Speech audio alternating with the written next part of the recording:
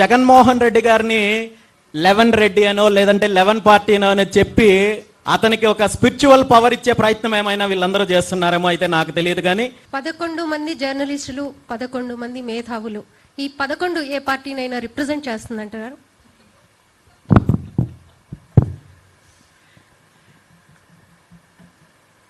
నేను ఇంతకు ముందు చెప్పినట్టు ఈరోజు మనం ఒక మంచి కార్యక్రమం ఏర్పాటు చేసుకున్నాము. ఇది రాష్ట్రానికి సంబంధించో లేదంటే రాష్ట్ర ప్రజలకు సంబంధించో రైతులకు సంబంధించో యువతకు సంబంధించో రాష్ట్ర రాజకీయాలకు సంబంధించో లేదా ప్రభుత్వ విధానాలకు సంబంధించి మాట్లాడుకుంటే అది మనకు రాష్ట్ర ప్రజలకు అందరికీ కూడా ఏదో ఒక రకంగా క్లారిటీ ఇచ్చినట్టుంటుంది. అంతేగాని ఏదో సోషల్ మీడియాలో ట్రోల్ చేసే అంశం గురించి నేను మాట్లాడమంటే, నేను ట్రోల్ చేసే అంశం గురించి అడగలేదు. 11 అనేది ఒక పార్టీకి సంబంధించిన నంబర్గా ఇప్పుడు అన్ని పార్టీలు కూడా చెప్తున్నాయి. అఫ్ కోర్స్ మీరు అన్నట్లు అది సోషల్ మీడియాలో ఒక ట్రోల్ కూడా కావచ్చు, కానీ 11 అనేది దాన్నే సూచిస్తుందేమో అని విమర్శకులు కూడా ఉన్నాయి కదా. ఒక్క విషయం అయితే నేను స్పష్టంగా చెప్తున్నానమ్మా. మామూలుగా కొంతమంది నాయకులకు లేదంటే పార్టీలకు లేదంటే మీడియా వ్యక్తులకు మీడియా సంస్థలకు ఎవరో నాయకులు చెప్తేనో లేదంటే ఎవరో ఆదేశిస్తేనో అన్నం తినాలి, నడవాలి, పలానా కార్యక్రమం చేయాలి, పలానా ప్రోగ్రాం చేయాలి, పలానా ఉద్యమం చేయాలి అనే ఆలోచన అలాంటి విధానం ఉంటుందేమో. కానీ రామచంద్ర యాదవ్కి కానీ బీసీవై పార్టీకి కానీ అలాంటి దుస్థితి అయితే కలగలేదు, ఎప్పటికీ కలగదు. 2, ఈ 11 అంశము నిజంగా చెప్పాలంటే 11 సంఖ్యకు ఈ 2024 నుండి 29 వరకు బహుశా ఏదో గ్రహణం బట్టి పీడిస్తోందేమో అనుకోవాలి. ఎందుకంటే 11 సంఖ్యకు చాలా మంచి స్థానం ఉంది. ముఖ్యంగా హైందవ ధర్మంలో 11కి చాలా గొప్ప స్థానం ఉంది. 11 అంటే ఏకాదశి రుద్రులు అంటారు, ఏకాదశి వ్రతాలు అంటారు, వైకుంఠ ఏకాదశి అంటారు. ఈ విధంగా చాలా మంచి స్థానం ఉంది. అలాంటి సంఖ్యను ట్రోల్ చేయడానికో లేదంటే ఒక వ్యక్తికో ఒక పార్టీకో ఆపాదించాలనుకోవడం నిజంగా ఒక రకంగా దురదృష్టకరము. ఒక రకంగా జగన్మోహన్ రెడ్డి గారిని 11 రెడ్డి అనో లేదంటే 11 పార్టీ అనో అని చెప్పి అతనికి ఒక స్పిరిచువల్ పవర్ ఇచ్చే ప్రయత్నం ఏమైనా వీళ్ళందరూ చేస్తున్నారేమో అయితే నాకు తెలియదు. కానీ ఇలాంటి విషయాలు అయితే నేను పట్టించుకోనమ్మా. Thank you.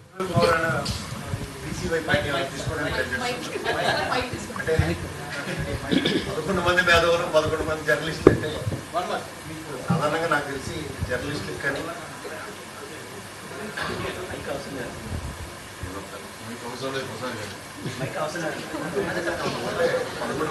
11 మంది జర్నలిస్టులు అంటే నాకు తెలిసి ఒక పార్టీ అయితే అలాగే ఎవడన్నా జర్నలిస్ట్ అంటే నేనైతే ఒప్పుకుంది. ఇక్కడ నాకు పెద్దలు పూజలు సెలెక్ట్ సార్ కానీ లేదంటే మా అశోక్ సార్ కానీ చాలా మందికి జర్నలిజంలో బాటలు వేసినాయి. సో ఇలాంటి వ్యక్తులు ఉంటున్నప్పుడు 11 మంది జర్నలిస్టులకి పార్టీలు ఎక్స్ప్లెనేషన్ అన్నది ఉంటుందని నేనైతే అపోలో లేదు. ఈ మేధావులు అంటే ఏం చదివితే మేధావుతాడు నాకు ఇప్పటిదాకా ఇప్పటికీ ఎవరికి అర్థం కాదు నాకు. అంటే ఈ మేధావులను ముసుగులు ఎవడ మట్టికాడు వేసుకుని కొంతమంది అయితే చాలా గొప్ప ఉంటారు. అలాంటి రోజుల సంగతి పక్కన పెట్టుకుంటే ఈ మేధావులను కూడా ఎవడు ఉండడు ప్రపంచంలో. ఏ చదువుకుంటే దానికి ఒక హోదా, దానికి ఒక పంతా ఉంటుంది. అంటే ఇవాళ ఏంటంటే సమాజ హితం కోరిన వాడిని మేధావాడు. వాళ్ళ బీసీవై పార్టీ అనుకోండి లేదంటే వాళ్ళ ఆర్సీవైలో 11 మంది సమాజ హితం కోరేవాడు అనుకుంటే నేను ఈ రూల్స్ మాట్లాడలేదు. ఏంటంటే సమాజానికి ఏం కావాలన్న దాని మీద మీ పార్టీ క్లారిటీ ఇస్తుంది కాబట్టి దీనికి తగ్గట్టుగా ప్రశ్నలు అయితే ఉంటాయని నేను ఎక్స్పెక్ట్ చేస్తున్నాను. ఎవరినో 11 మందితో వచ్చిన పార్టీకి అంటే నేను March 11th పుట్టింది. పర్ఫెక్ట్ అన్న. అండ్ అలా తీసుకున్న 11 + 11 + నేనున్నాను 23. అంటే ఈ 23 సంఖ్య గతంలో 2019 నుండి 24 వరకు ఫేమస్ అయిన సంఖ్య కాబట్టి ఈ సంఖ్యల గురించి మనం మాట్లాడకుండా ముఖ్యమైన అంశాల గురించి మాట్లాడుకుంటే బాగుంటుంది. నేనే అవమానం చేసుకున్నాను.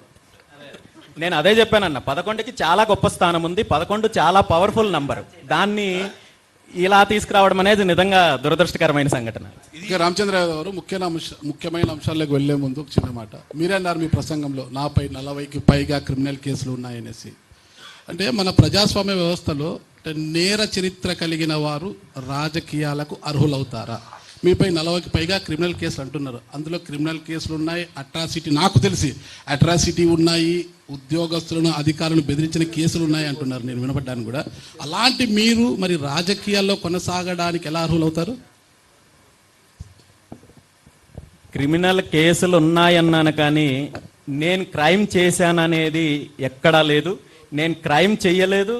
ఆ విషయం నాకు తెలుసు, మీకు తెలుసు, రాష్ట్ర ప్రజలకు తెలుసు, ఈ కేసులు పెట్టిన వాళ్ళకి తెలుసు. క్రిమినల్ కేసులే తప్ప ఎక్కడ ఇవేవి ప్రూవ్ అయిన కేసులు కాదు. 2, నిజంగా క్రిమినల్ కేసులు ఉన్నంత మాత్రాన రాజకీయాలకు అర్హత లేదు లేదా ప్రజాసేవకు అర్హత లేదనుకుంటే ఈ దేశంలో సగం మందికి పైగా రాజకీయాల నుండి విరమించుకోవాల్సి వస్తుంది. నాకంటే ఎక్కువ కేసులు ఉన్న వాళ్ళు ఉన్నారు. ఉదాహరణకి ఈరోజు తెలంగాణ ముఖ్యమంత్రి రేవంత్ రెడ్డి గారి పైన నాకు తెలిసినంత వరకు 80 కేసులకు పైగా ఉన్నాయి. సో మొట్టమొదటిసారిగా రాజకీయాల నుండి ఆయనే తొలక్కోవాల్సి వస్తుంది. సో ఇవన్నీ కూడా అక్రమ కేసులు తప్ప నా మీద ఏది నేను నిజంగా అయితే ఇప్పటి వరకు ఈ కేసులు వేటికి సంబంధించి ఏ నేరము చెయ్యలేదనేది నేను స్పష్టంగా చెప్పాను. మరి అక్రమ కేసులే అనుకుంటే మామూలుగా 5-6 కేసులు ఉంటేనే సాధారణంగా పోలీసులు రౌడీ షీట్ ఓపెన్ చేస్తుంటారు అనమాట. మరి ఇన్ని కేసులు ఉన్నా కూడా అక్రమంగా పెట్టి ఉంటే మీపై రౌడీ షీట్ ఓపెన్ చేయాలి కదా, మిమ్మల్ని ఎందుకు మరి అలా ఉంచేశారంటారు? అది వాళ్ళకు కూడా తెలుసన్నా అక్రమ కేసులు అనే విషయము. సో బహుశా మీలాంటి వాళ్ళు ఎవరు ప్రభుత్వానికి సలహా ఇచ్చినట్టు లేదు. సో సలహా ఇస్తే ఆ ప్రయత్నం కూడా చేస్తారేమో, చెయ్యనివ్వండి. అందులో అది నేను ఇప్పటి వరకు అనేక సవాళ్ళు ఎదుర్కొన్నాను, అందులో ఇది కూడా ఒకటి అనుకుంటాను తప్ప దాని గురించి నేను పట్టించుకునే పరిస్థితి అయితే లేదన్న. సో సార్ తిలక్ సార్, ఇందాక మీరు అడగబోయినరు, బట్ అంతలోపు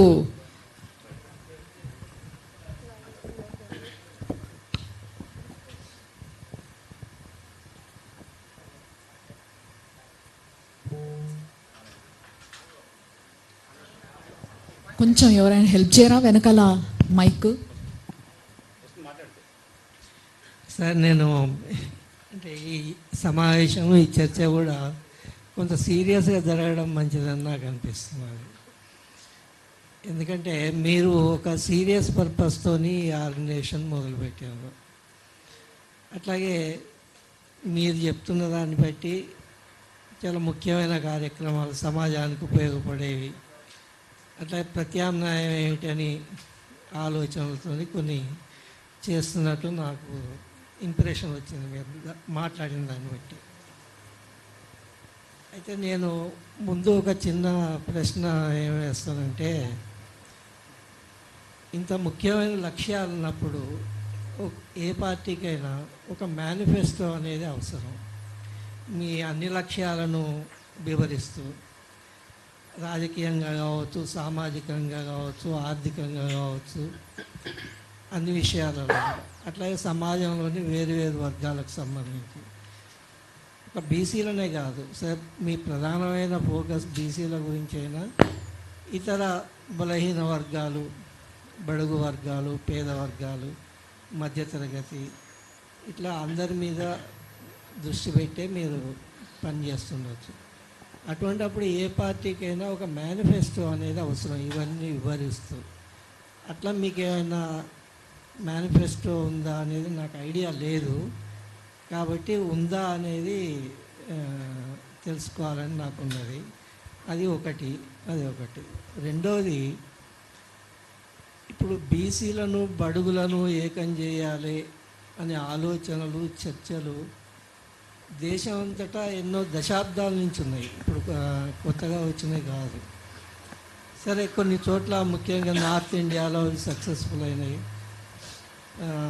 ఇక్కడ అంటే కనీసం ఇదివరకు ఉమ్మడి ఆంధ్రప్రదేశ్లో కానీ, ఇప్పుడు తెలంగాణ, ఆంధ్ర వేరు వేరు రాష్ట్రాలలో కానీ ఇట్లా మాట్లాడుతున్న సంస్థలు అయితే చాలానే ఉన్నాయి, ఉద్యమాలు ఉన్నాయి. పార్టీలు పెట్టడానికి ప్రయత్నించి విఫలం కావడం కూడా జరిగింది. అయితే ఇదే లక్ష్యాలు ఉండి అందుకోసం పనిచేస్తూ ఎవరు ఎందుకు విఫలమైనరు, కారణాలు ఏమిటి? ఎందుకంటే వాటి నుంచి పాఠాలు నేర్చుకుంటేనే ఎవరైనా మళ్ళీ కొత్తగా ముందుకు పోగలుగుతారు. కనుక ఏ లోపాల వల్ల అట్లా జరిగింది? ఉత్తరాదిలో ముఖ్యంగా యూపీ, బీహార్ అటువంటి బెల్ట్లో సక్సెస్ఫుల్గా జరిగింది. అక్కడ ఎందుకు జరిగింది, ఇక్కడ ఎందుకు జరగడం లేదు? ఏ లోపాల వల్ల జరగడం లేదు? వాటిని ఎట్లా తొలగించుకోవాలి అని అధ్యయనాలు ఏవైనా సీరియస్గా మీ వైపు నుంచి జరిగినాయా, జరిగి ఆ ప్రకారం ముందుకు పోవడానికి ఏమైనా ప్రయత్నాలు చేస్తున్నారా? ఎందుకంటే ఒక థియరిటికల్ ఫౌండేషన్ ఉంటే తప్ప ఏదో జనరల్గా కార్యక్రమాలు జరుగుతుంటాయి, మీకు కొంత పాపులారిటీ వస్తుంది, అంతవరకు బాగానే ఉన్నది. అది కూడా అవసరమే, అది అవసరం కాదని కాదు. అది మీ వ్యక్తిగతంగా మీకు ఒక ఫౌండేషన్ వస్తుంది, కానీ మీ ఐడియాలజీకి ఒక ఫౌండేషన్ రాదు. దానివల్ల ఐడియాలజీకి ఫౌండేషన్ రావాలంటే చేయవలసిన అధ్యయనాలు, నిర్మాణ కార్యక్రమాలు వేరే విధంగా ఉంటాయి.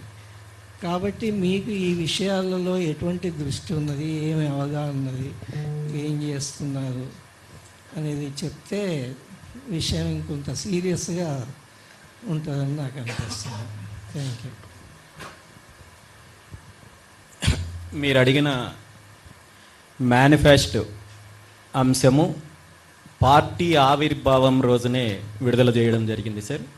2023 జూలై 23వ తేదీనే బీసీవై పార్టీ మేనిఫెస్టో కూడా విడుదల చేయడం జరిగింది. ఇందులో పార్టీకి సంబంధించి విద్యా విధానము, వైద్య విధానము, బీసీ ఎజెండా కావచ్చు, దళితులకు సంబంధించి కావచ్చు, రైతులకు సంబంధించి కావచ్చు, యువత అంశానికి సంబంధించి కావచ్చు, ఉద్యోగస్తులకు సంబంధించిన విధానం పైన కావచ్చు, పూర్తి స్థాయిలో స్పష్టమైన ప్రణాళికతోటే పార్టీ మేనిఫెస్టో విడుదల చేయడం జరిగింది. అది చాలా వరకు ప్రజల్లో కూడా తీసుకెళ్లే ప్రయత్నం చేయడం జరిగింది. పార్టీ సిద్ధాంత పత్రం కూడా గత పార్టీ ఆవిర్భావ దినోత్సవం రోజున విడుదల చేయడం జరిగింది. ఇక మీరన్నట్టు నార్త్ ఇండియాలో బీసీ కాన్సెప్ట్ సక్సెస్ అయిన విధంగా తెలుగు రాష్ట్రాల్లో పార్టీలు, నాయకులు, ఉద్యమాలు వస్తున్నప్పటికీ కూడా ఎందుకు సక్సెస్ అవ్వలేదు అనే ప్రశ్నకు సమాధానం సూటిగా చెప్పాలంటే, ఇక్కడ 2 తెలుగు రాష్ట్రాల్లో కూడా బీసీలకు సంబంధించిన సమస్యలపైన, న్యాయపరమైన డిమాండ్లపైన, అదేవిధంగా పార్టీలు ప్రతిపక్షంలో ఉన్నప్పుడు బీసీలని ఒక ధోరణితో చూస్తున్నారు, అధికారంలోకి వచ్చిన తర్వాత మరో ధోరణితో చూస్తున్నారు, ఇచ్చిన హామీలను పూర్తిగా తుంగలో దొక్కే ప్రయత్నం చేస్తున్నారు. అప్పుడు ఉద్యమాలు వస్తున్నాయి, నాయకులు అదేవిధంగా అనేక రకాలుగా పోరాటాలు చేసే ప్రయత్నం చేసినప్పటికీ కూడా వీటిని ఏదో ఒక రకంగా తాయిలాలు చూపించో, లేదంటే పదవులు చూపించో, లేదంటే బెదిరించో, మరో రకంగానో అక్రమ కేసుల ద్వారానో ఇప్పటి వరకు అణచివేసే ప్రయత్నం చేస్తూ, మరోపక్క బీసీలలో ఆత్మన్యూనతా భావం పెంచి అనైక్యతను తీసుకొని వచ్చి, అంటే బీసీలంటే కేవలం ఇది ఒక కమ్యూనిటీ కాదు, వివిధ వర్గాలు, వివిధ వృత్తులకు సంబంధించిన వ్యక్తులు ఉంటారు కాబట్టి వీళ్ళని ఈజీగా విడగొట్టచ్చనే ఆలోచనతోటి ఇప్పటి వరకు పార్టీలు, ప్రభుత్వాలు, అధికారంలో ఉన్న వాళ్ళన్నీ కూడా ఇలాంటి కుట్రలు అనేక రకాలుగా చేశారు. ఈ 2 పార్టీలను కావచ్చు, వీళ్ళ యొక్క ఆధిపత్యాన్ని మేము ఎదుర్కోలేమనే ఒక ఆత్మన్యూనతా భావం, ఇన్ఫీరియారిటీ కాంప్లెక్స్లోకి నెట్టివేయబడ్డారు బీసీలు. నిజంగా చెప్పాలంటే ఈరోజు 2 తెలుగు రాష్ట్రాల్లో బీసీల పరిస్థితి ఎలా ఉందంటే, సినిమాలో మనం చూస్తుంటాం, హీరో హీరోయిన్ ఉంటారు, వాళ్ళు ప్రేమించుకుంటారు, వాళ్ళ మధ్య వ్యవహారాలు నడుస్తుంటాయి, వాళ్ళకు పాటలు ఉంటాయి, వాళ్ళు డ్యాన్స్ వేసుకుంటుంటారు, అది వాళ్ళిద్దరికి సంబంధించిన అంశం. కానీ అటుపక్క ఇటుపక్క ఒక 20 మంది, 30 మంది, 40 మంది, 50 మంది సైడ్ డాన్సర్స్ ఉంటారు. వీళ్ళెవ్వరికీ అందులో క్యారెక్టర్ ఉండదు, వాళ్ళకి సంబంధించిన పాత్ర ఏమాత్రం లేకపోయినా కానీ వీళ్ళిద్దరి కోసము ఈ కొన్ని వందల మంది, కొన్ని పదుల సంఖ్యలో, వందల సంఖ్యలో వీళ్ళని అనుసరిస్తుంటారు. అలాంటి పరిస్థితి ఈరోజు 2 తెలుగు రాష్ట్రాల్లో బీసీల పరిస్థితి ఉంది. సో ఈరోజు గత 70 సంవత్సరాల నుండి బీసీలకు జరిగిన అన్యాయం పైన కావచ్చు, అదేవిధంగా ఈ పార్టీలు, ప్రభుత్వాలు చేస్తున్న మోసం పైన కావచ్చు, ఇప్పుడిప్పుడే పూర్తి స్థాయిలో చైతన్యం వస్తోంది, అవగాహన వస్తోంది, అదేవిధంగా ఐక్యత తీసుకురావడానికి ప్రయత్నం జరుగుతున్నాయి. అందులో భాగంగా బీసీవై పార్టీ పూర్తి స్థాయిలో ఈ బాధ్యత తీసుకుంటుంది. బీసీలకు సంబంధించిన న్యాయపరమైన డిమాండ్లు, న్యాయపరమైన హక్కులను సాధించడానికి ఉన్న అవకాశాలన్నింటినీ ఉపయోగించుకొని భవిష్యత్తులో పోరాటం చేయడానికి కానీ, అదేవిధంగా బీసీలలో చైతన్యం తీసుకొని వచ్చి బీసీలందరినీ కూడా ఒక తాటిపైకి తీసుకొచ్చి భవిష్యత్తులో అధికారం దిశగా ముందుకు వెళ్ళడానికి బీసీవై పార్టీ పూర్తి స్థాయిలో ప్రయత్నం చేస్తుందన్న.